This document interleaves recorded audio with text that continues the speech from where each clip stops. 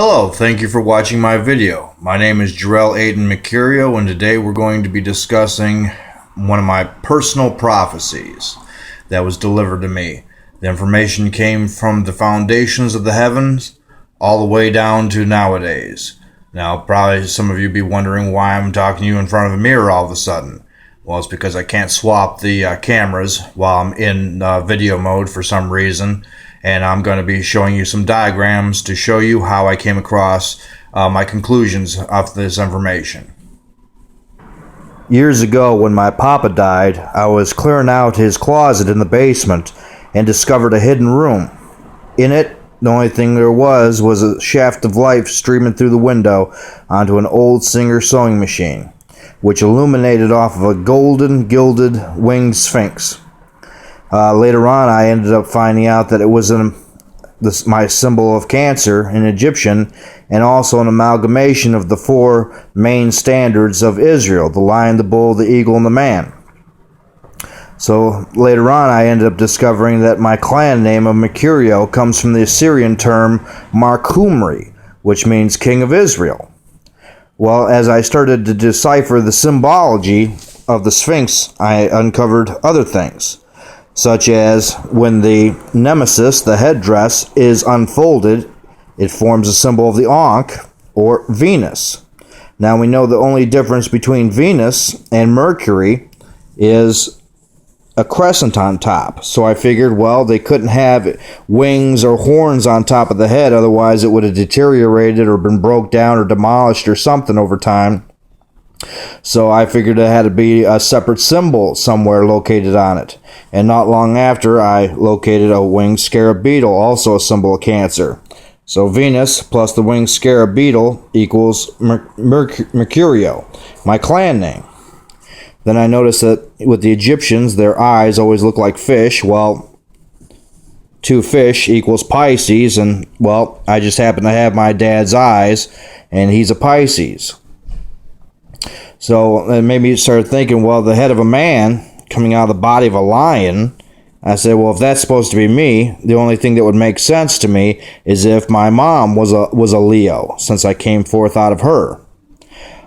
At the time, I didn't know about the beard on the Sphinx. I just noticed that with the curvature of the nemesis, that if there was a beard, that it would go down and form the symbol of Aries. And I thought to myself, well, it seems to me that there used to be a beard on there. Then about 6 months later, I had found out that they had uncovered it, found it in the sand underneath it. So I looked on my birth chart and found out that my ascending sign, the mask you wear, is Aries. So I was like, well, that's interesting. So right there. Now here we have the zodiac, the Cancer and Capricorn. I'm a Cancer, and the symbol is the 6 and the 9, or the yin yang. You crack that in half, you get 78. The polar sign of Capricorn looks like a 7 and a 6. So right there we have my birthday, July 6th, 1978. Now, since that's me, I labeled that as July, and 1 over, since I believed my mom was a Leo at this point, to be this. So I was thinking to myself, all right, if this is what it's telling me, since she was 20 when I was born in 78, and minus the month or two before her birthday, that would say that she was born August, and since the symbol of Leo looks like a 6, August 6, 1957. Right there, July 6, 1978, Mom, August 6, 1957. At the time, I was looking at her name. I did her first name, Michelle, upside down, Louise, a little bit upside down, too, and Hayden backwards. And I got the message, Allah do know is I need ya, or all I do know is I need you. And this happened to be at a time I had found out a couple years later on that I had discovered this message exactly when she was in the hospital dying of sepsis. A horrible, horrible death, a bacterial infection that infects the body. I was also looking at a painting of the Sphinx found by Napoleon in the desert with it buried up to its neck in sand. And then you could see palm trees out by the Nile River. And I thought to myself, okay, the palm trees and the river make me think of California, which I'd known she spent most of her life at. But to me, it seemed like the desert represented Arizona. I thought to myself, great. If this is what it's telling me, then she needs me now. She was a Leo, born August 6, 1957, and I'm going to find her dead and buried in Arizona. A few years later, everything that I had seen and deduced from the symbols here, every single detail came out to be right on 100% accurate. Not one thing was off even a little bit. Even I thought it was kind of funny. I had my whole life been, calling this one woman my grandma. Well, she is my Nana's sister, and in reality, she was my dad's aunt, but she adopted him, and that became his mom. Well, the four-lettered name of God, the Yud, the He, the Va, and the He, is better known as the Tetragrammaton, the four-lettered name.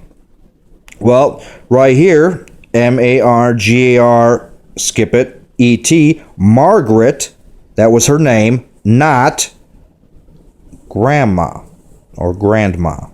Right there, the four-lettered name of God was saying to me that Margaret was not my grandma, that my Nana was. So I thought that was very interesting. Now, on a side note, there's the Tetragrammaton again, the Yod, the He, the Va, and the He, and with just a minimum of manipulation, you can get the symbol that's basically identical to the lost symbol in the Stargate movie that would bring one back home again to Earth. And here it is, the whole deal. The Yud, the He, the Va, and the He looks like it forms the face of God, basically, in pictoglyphic Hebrew. But if you use both Aramaic and pictoglyphic, then you get the whole body. Kind of like a Superman-looking character with the Sheen, or the S crest on the chest. Then Yahuwah becomes Yeshua, the Yud, He, Shin, Va, He, combined with the Yud, He, Va, He, right there. I just thought that was kind of neat. Also, it was kind of interesting that when I was in elementary school, about second, maybe third grade at the most, I had sat down and tried to come up with a symbol for myself, to describe myself, basically. And this is what I came up with. Right there, the letter Dalet. I didn't even know it at the time, but I had ended up coming up with it, and it looks exactly the way I did it in second grade. It ends up meaning door. I thought of it as a top hat at the time, like a magician pulling out a bunny rabbit. But, with all this information coming out now, it makes me very dubious that was by chance or anything along those lines. Especially since we come up with Mercurio, the symbol right there for Mercurio just happens to be the first and the last letter of the pictoglyphic Hebrew alphabet, the Aleph and the Tav. Well, that's kind of coincidental, don't you think, that the Aleph and Tav would make a symbol that means King of Israel? Well, I don't believe in coincidences like that. I believe in evidence, and 2 or 3 witnesses make truth. Well, that's all we have for right now. I'd like to thank everybody for watching my video. Please feel free to like, subscribe, post your favorite video on your wall, leave any comments or suggestions for further shows. Unless you leave a comment, I have no idea that you're there, or that that you've seen it at all. All I see are numbers, and on my phone I can't see much else. So I'd like to thank you very much, and hopefully you learned something, had a little bit of fun, and we'll see you next time. Thank you very much.